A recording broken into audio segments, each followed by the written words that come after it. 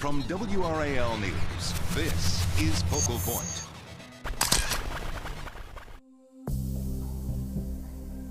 He was a joy. He was very kind-hearted, very generous. He was just a good boy.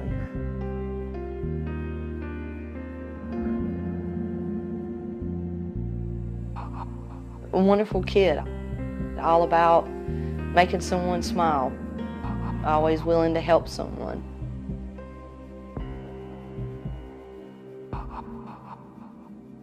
An exciting young man, a young man who understood the world better than most adults do. He was fabulous.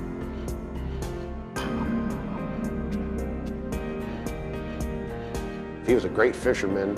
He was a good student at school. He was a soft-hearted kid, caring about other kids, and just a good kid.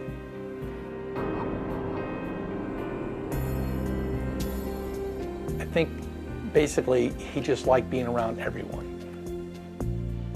He was my best buddy. I'll never get over it.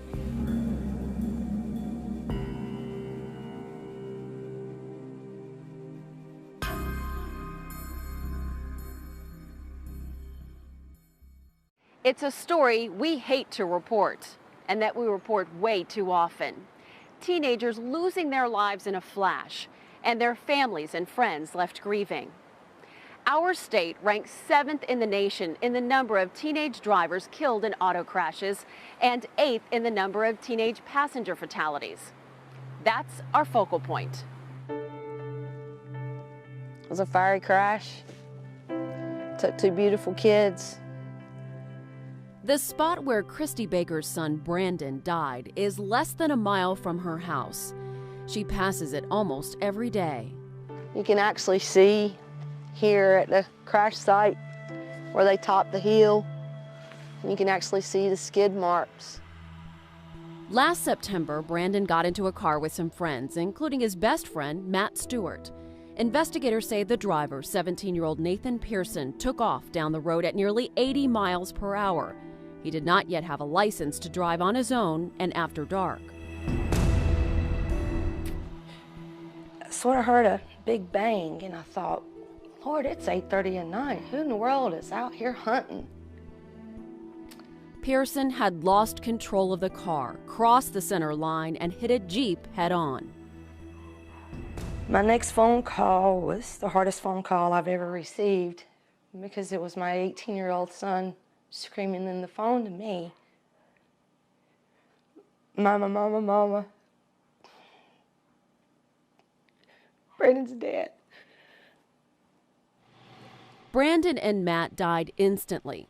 Passers-by managed to pull Pearson and another passenger out before the car burst into flames. This is where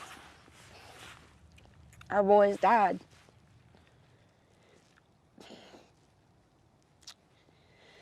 Matt probably would have been sitting somewhere in this area, and Brandon was laying here. All Christy could do was watch the car burn with her son trapped in the wreckage. That night was the worst night of my life. A large part of me went away from here. Matt's father got a call about the accident and rushed to the scene. I saw the smoke, and I just knew it wasn't good. Firefighters held him back, but he could see his son's body. It was a feeling I wished I had never felt. This is his football helmet. Still has all of the scrapes and paint knocked off, and just the way he left it. Matt was a senior and a lineman on Princeton High's football team. His teammates nicknamed him Big Country. When he died, he was 6'4". He weighed 260 and he wore a size 15 shoe. I mean, he was my gentle giant. That's what I have called him before. He loved animals of any kind, especially horses. He was just a good old Southern country boy. Brandon had recently graduated from Princeton High School. His nickname was Monkey. If you saw him, he was a goofball. He would do crazy dances and make you laugh at whatever he did. So he was a great guy. Auto crashes killed 20 teenagers in Johnston County over the last 3 years. Princeton High School alone lost 4 students. It's really affected me. I find myself, waking up at night dreaming about them. Summer hopes the accidents will be a lesson to younger students. I don't want kids to go through what I've been through. I want kids to know that that it could happen to them. Y'all lead the nation in illegal passing. Johnston County Schools is adding 7 hours of class time to driver's ed. It's adding a 4-hour defensive driving course. It's mandating parent-student meetings with presentations from state troopers and victims' families. And it's suspending parking passes for students who get ticketed for moving violations. We really do need to be more careful. Welcome to the Teen Safe Driving Forum. The county commissioners are looking into the issue too. It's a war zone out there. We've got to change it. Christy Baker spoke at a teen driving forum county commissioners held 2 months after her son's death. Most of our fatalities are caused by overcorrecting.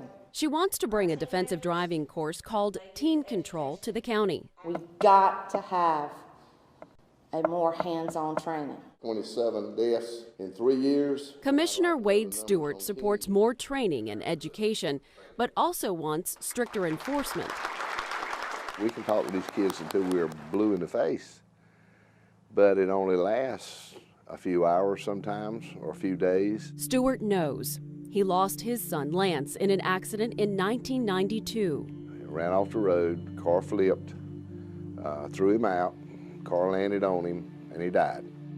The last thing I said was, "Hey kid, be careful. It's dangerous out there." And he said, "I know, Dad, don't worry." And away he went. I never spoke to him again. Stewart wants a 1-year license suspension for teens cited for moving violations. They will be conscious of that all day, every time they get behind the wheel. And I really think that if they lost their license, that they would be more intent on driving better and driving more safely. It's already the law for Brandon Baker's younger siblings. You get a speeding ticket around here, sorry, there's a big yellow bus that rides by here every day. It's the law for Matt Stewart's younger brother, too. Because I do not plan to lose another son. And I don't want Princeton or Johnston County, period, to lose any more kids. I mean, this is ridiculous. It's almost like a curse. Next, another county's curse. People just had in their minds 4 boys just flying off the belt line and diving to their death.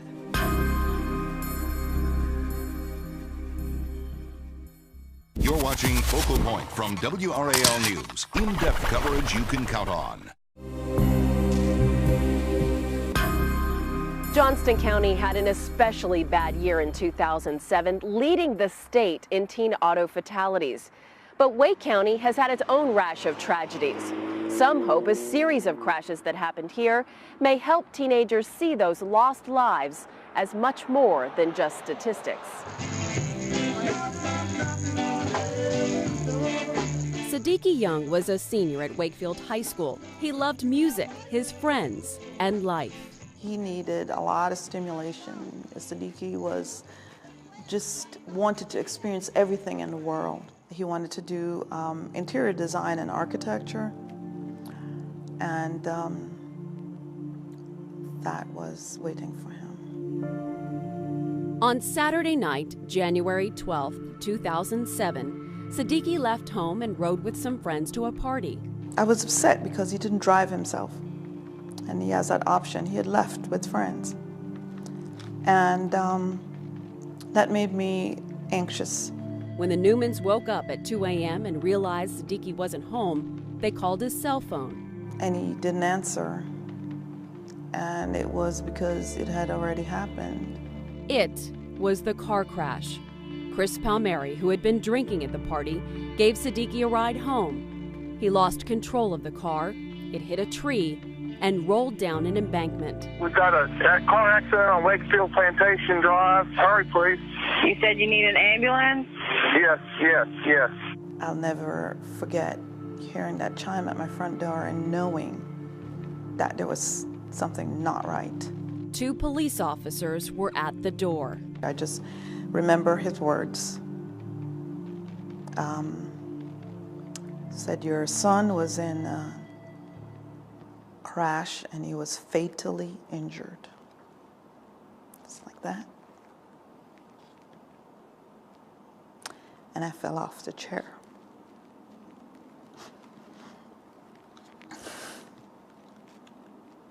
Today is the 2-year anniversary. I fell off the chair.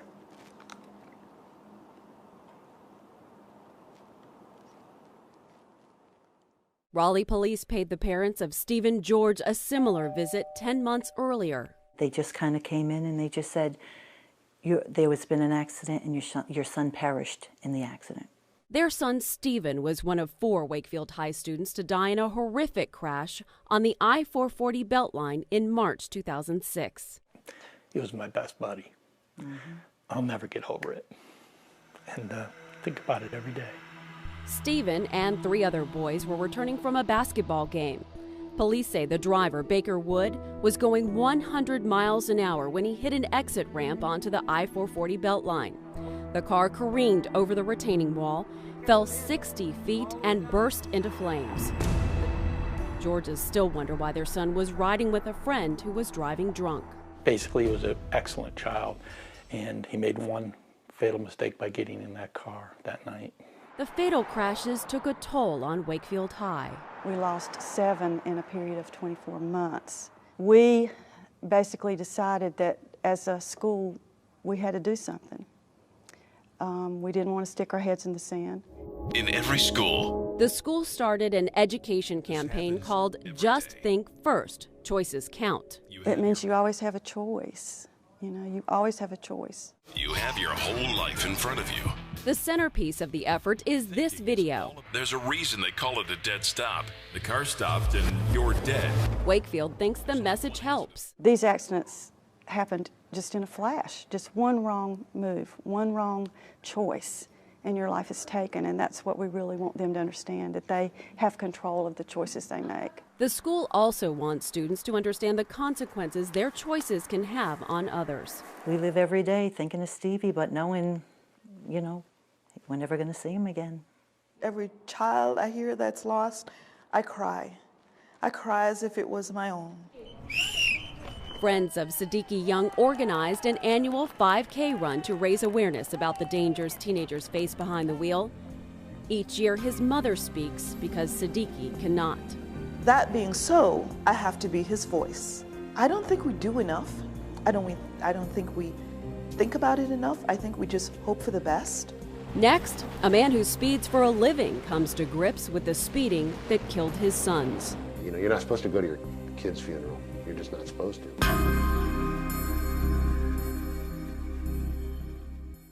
You're watching Focal Point from WRAL News. In-depth coverage you can count on. In January 2008, a 17-year-old boy driving nearly twice the speed limit near Lake Norman crashed, killing himself and his younger brother. The crash received more attention than most because the boy's father was a professional race car driver. Now he's urging teens to put on the brakes. Doug Herbert is a 10-time winner on the National Hot Rod Association's Top Fuel drag racing circuit. Cars go 0 to 100 miles an hour in 3/4 of a second, and they go 0 to 330 miles an hour in 4.5 seconds. Herbert has loved to race since he was a kid. It's fun. Yeah, it's fun. His 17-year-old son, John, liked going fast, too. I told John, I was like, dude, you really need to, chill out on your driving, because, I mean, one of these days you're going to get into a wreck and something bad's going to happen. And I kind of knew it, but I really didn't think it was actually going to happen. In January 2008, John headed out to the McDonald's near his house with his 12-year-old brother, James. You know, John was driving probably over 80 miles an hour down this road that's 45-mile-per-hour zone and swerving, and he got the car pitched out a little bit sideways, and he skidded across and into a head-on car here. John and James died instantly. The driver and passenger in the other vehicle were not seriously hurt. It was shocking. I had just an empty feeling, and I didn't have any idea what I was going to do, because I mean, everything that I did in my life, my business and the racing and all these things, I could see passing the baton on to them, you know. Herbert says he warned his son about driving too fast and punished him when he got a ticket. The reality of it is I was 17 before too, and you were 17, everybody was 17, and you just don't understand the consequences. And that's the reality of it is he wasn't being responsible. I guess he just saw his dad doing it and did it himself. Doug Herbert.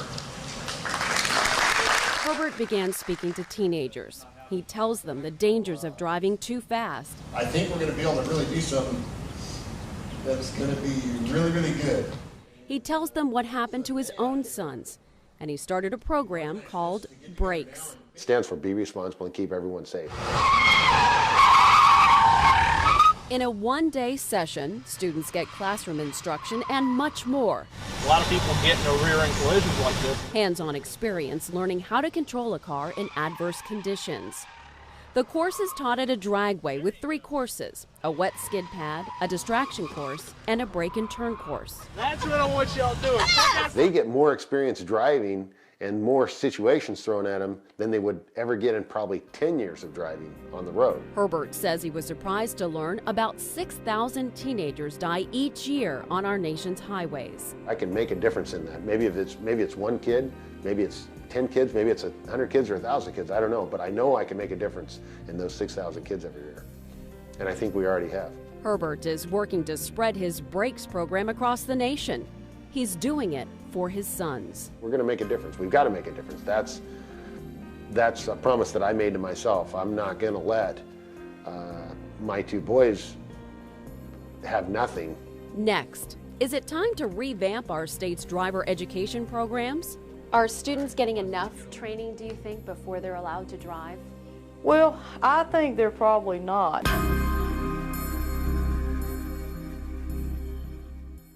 You're watching Focal Point from WRAL News. In-depth coverage you can count on. To learn more about the issues covered in this episode of Focal Point, visit WRAL.com, click on News, and then Documentaries.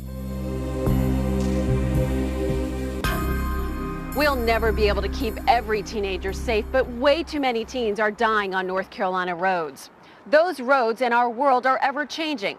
So does our system of driver's ed need changing too? Janae, at this point, this is now your car. 14-year-old Janae Moore can't wait to get her driver's license. Because I won't have to ask my mom to drive me everywhere that I want to go. Just ease your foot off your brake and let your car roll. Sweet. To get her license, the state requires students like Janae to get at least 36 hours of training, but only 6 hours of that is spent behind the wheel. The owner of Jordan Driving School says for some students, that's not even enough time to cover the basics. Some students will actually get to turn left, get to turn right, and you work on that for 6 hours because you can't actually get them out of the parking lot even. Senator Austin Allred sponsored legislation that created the graduated license program in 1997. I want to see you pull into a parking space on the left-hand side. The graduated license law puts restrictions on student drivers, gradually lifting them as they gain more experience. It's the process of earning something as opposed to being given something. We're going to make a left-hand turn here. The law also mandated the 6 hours of behind-the-wheel training. But apparently that's not enough. We need to, I think, concentrate on their ability to counteract or deal with emergency situations. Requiring more hands-on training in courses like teen control and brakes will cost more money. In tight budget times, that may be a hard sell, even with more than 150 teens dying on North Carolina highways every year. The burden, though, that we would have is to make a connection between the changes and cutting that down. The causes of teen auto fatalities are clear. Speed and alcohol are often to blame.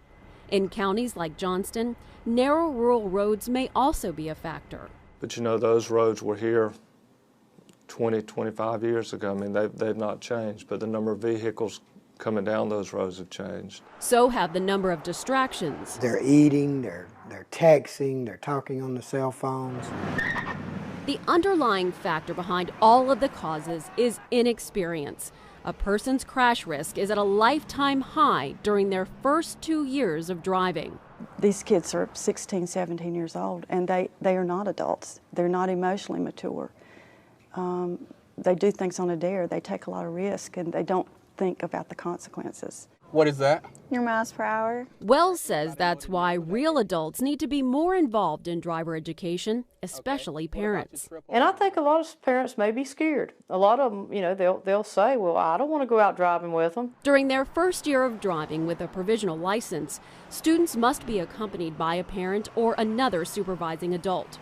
Driving instructors say parents need to take advantage of that time. Give the kids the opportunity to drive with them, ask them to drive, let them take you all over in a wide variety of experiences, not just in the good weather, but bad weather as well. There you go. Jordan Driving School is pushing legislation that would force parents to spend up to 120 hours with their children behind the wheel and document it before their children can get a license. If the case can be made that it will save those lives, I think it should be. Jordan Driving School, which handles driver's ed for Wake and Mecklenburg counties, has developed a manual for parents to use with their teens when teaching them how to drive. Some of the things that we've tried to do in the driver's ed class, the parent can reiterate that with the child. Some say it's time for more parents to take more responsibility. Somewhere along the line, we stopped being parents and started trying to be kids' best friends. And we've really got to stop that. We've got to start paying attention to what our kids are doing and who they're with. With teenagers, it can be a tough task. What happens is you have them under your control and they seem to listen and they communicate as if they get it. But then you have to let them go. And that's where it's dangerous because they don't really get it.